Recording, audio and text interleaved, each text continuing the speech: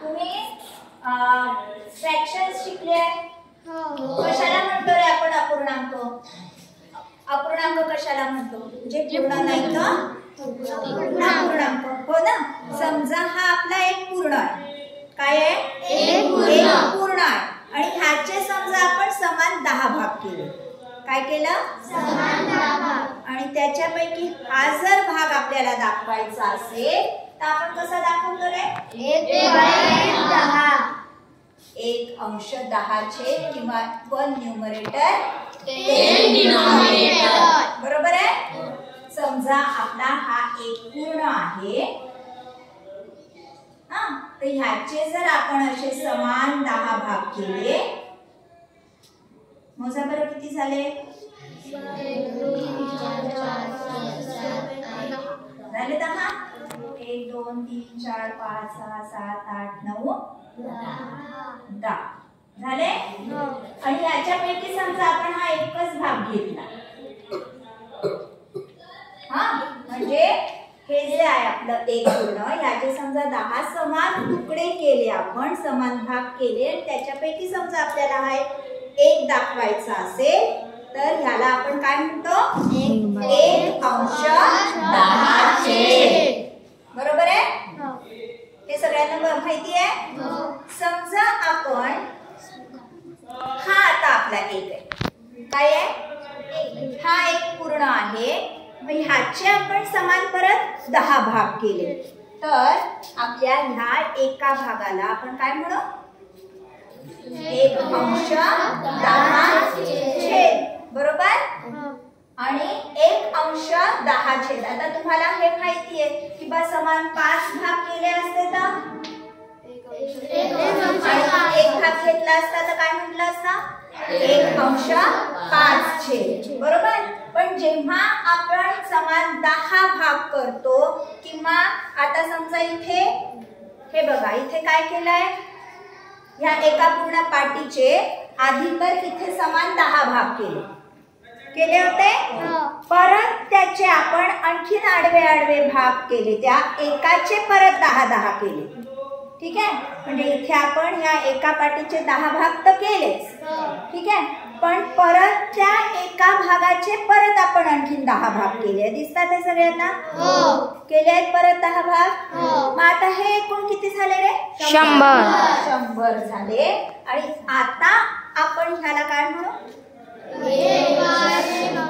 म्हणजे जेव्हा आपला पूर्ण हा होता, जेव्हा पूर्ण हा एक पूर्ण होता तेव्हा याला आपण काय म्हटलं? 1/10 म्हटलं. बरोबर? 1/10 म्हटलं. पण जर आपल्याकडे असे 100 भाग आहेत, किती भाग आहे?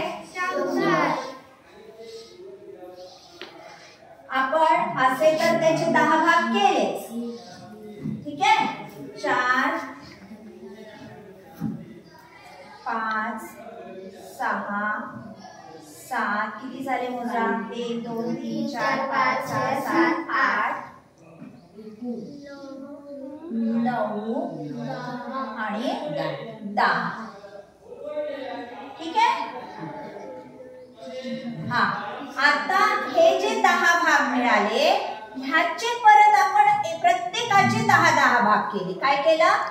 प्रत्येकाचे 10. म्हणजे जसं हा 2 3 4 5 6 7 8 9 आणि 10. ठीक आहे? हेच जर आपण प्रत्येकाचे केले तर आता हे एकूण किती भाग झाले रे? 100. किती झाले? 100. एकाचे 10 तर 10चे किती? 100. आता आपण ह्या एका भागाला काय म्हणावं लागेल सांगा बरं आपल्याला? आता ह्याला आपल्याला काय म्हणावं लागेल? 1/100.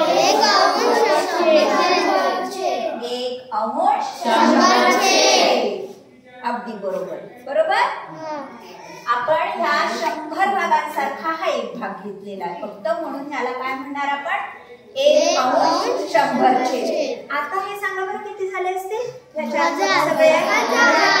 किती झाले असतील? 1000. हा एक समजा घेतला, हे 10ची एक पाटी घेतली. ठीक आहे? हा असेल तर आपण काय म्हटलं 1/10. आधी हा 1 घेतला होता तेव्हा काय म्हटलं 1/10. जेव्हा ही पाटी घेतली होती 1/100 तेव्हा काय म्हटलं 1/100. ह्या भागाला आपण 1/100 म्हटलं. हा जेव्हा पूर्ण घेतला तेव्हा. आता हा जर आपला पूर्ण 1000 झालाय, आता ह्याचा किती झाला असेल 1/1000. 1/1000 बरोबर. कारण ह्याच्यामध्ये असे किती ठोकळे आहेत याचा अर्थ 1000. किती आपण भाग केले त्याचे 1000 अशा मिळून हा एक पूर्ण मोठा तयार झाला आहे. किंवा ह्या मोठ्या याचे आपण किती तयार भाग केले छोटे छोटे 1000. तर असे जे आता आपल्याला हे सगळे कशाच्या पट्टीत दिसत आहेत बघा बरं. 10 100 1000 सगळे 10च्या पट्टीत आहे. मग अशा अपूर्णांकांना आपण काय म्हणायचं दशांश अपूर्णांक. काय म्हणायचं दशांश पूर्णांक. ठीक आहे. आता हे आपण दशांश पूर्णांकाचं चिन्ह वापरून कसं लिहायचं बघू. हा आता तुम्हाला हे माहितीये की अंश जो असतो तो आपला काय असतो भाज्य. काय असतो भाज्य. आणि छेद जो असतो तो काय असतो आपला भाज्य. हो ना.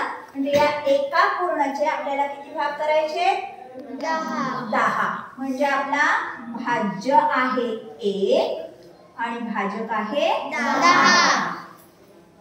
आता तुम्हाला एक गोष्ट माहितीये की इथे जर पॉइंट घेतला ना तर इथे आपण किती पण शून्य घेऊ शकतो. ठीक आहे. बघू आता त्याचं कसे घेऊ शकतो. ठीक आहे. आता आपल्याला करायचं काय, तुम्ही 10ला 1 ने भागलेलं पाहिलेलं आहे, 10ला 2 ने भागलेलं पाहिलंय ना. पण 1ला 10 ने कसं भागायचं पाहावं लागेल ना. कसं भागायचं बघू आता. म्हणजेच काय आहे समान एकाचे आपल्याला किती तुकडे करायचे 10 तुकडे आहे. समजा माझ्याकडे एक मोठं चॉकलेट आहे. हा चॉकलेटचा बार आहे, तो मला 10 जणांना द्यायचा आहे. हा तर मला त्या चॉकलेटचे समान किती भाग करावे लागतील 10 भाग करावे लागतील. बरोबर. मग आता 1 मध्ये 10चा भाग जातो का सरळ सरळ. पूर्णतः 1 नक्कीच येणार नाही कोणाला. हो ना. एकच चॉकलेट आहे 10 जणांना द्यायचं आहे. पूर्ण 1 मी सगळ्यांना देऊ शकते का नाही. पूर्ण 1 येणार नाही. आधी 1 मध्ये भाग जात नाही म्हणून पाहू आपण काय करायचं. 10 0 0 10 0 जाय 0 1 - 0 1. हा आता तुम्हाला जे मी सांगितलं इथे पॉइंट आहे हे असं समजायचं असतं आपण. आणि इकडे किती पण शून्य आपण लिहिली तरी त्याची किंमत बदलत नाही. पॉइंटच्या नंतर आपण कितीही शून्य लिहिली तरी काहीही फरक पडत नाही. संख्या फक्त काय राहते 1. ठीक आहे. आता जर आपल्याला हा वरून शून्य घ्यायचा आहे तर इथे पॉइंट आहे म्हणून इथे काय घ्यावं लागेल पॉइंट घ्यावं लागेल. ठीक आहे. मग आता हा शून्य घेतला 10 0 सॉरी आता काय येईल 10 मध्ये 10 1 10. आता उरली बाकी शून्य. ठीक आहे. म्हणजे ह्या एका भागाला आपण असं पण लिहू शकतो नाहीतर असं पण लिहू शकतो. आणि या चिन्हाला म्हणायचं दशांश चिन्ह. कशाचं म्हणायचं दशांश चिन्ह. कारण आपण पॉइंट घेतो ना तिथे इथे वरून दशांश चिन्ह घेऊ म्हणून हे कसं म्हणायचं ह्याला कसं वाचायचं. आणि 0 दशांश चिन्ह 1 0 डेसिमल पॉइंट 1. ठीक आहे. त्यालाच इंग्लिश मध्ये काय म्हणतात डेसिमल पॉइंट आणि मराठीत म्हणतात दशांश चिन्ह. ठीक आहे. आता समजा 100 ने भागून पाहू आपण 1 ला. ठीक आहे. भाज्यने भाज्यला भाजकने भाज्यला.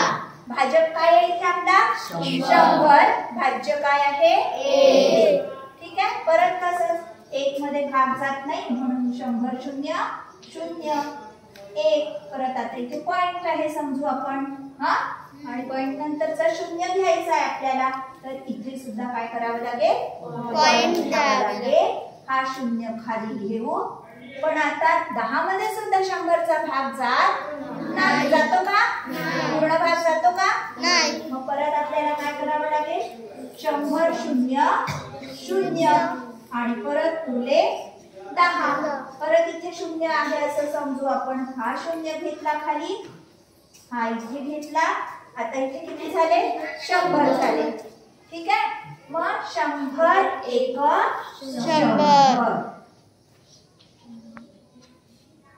झालं. म्हणजे 1/10 1 अंश 10 छेद असेल तर 0.1 आणि जर 1/100 असेल तर 0.01. समजला. म्हणजे ह्यालाच आपण 0.01 किंवा 0.01 अशा पद्धतीने सुद्धा लिहू शकतो. ठीक आहे. याला म्हणायचं, या फ्रॅक्शन्सना म्हणायचं, काय म्हणायचं, डेसिमल फ्रॅक्शन. ठीक आहे. चला आता तुम्ही तयार करा बरं काही असे फ्रॅक्शन्स.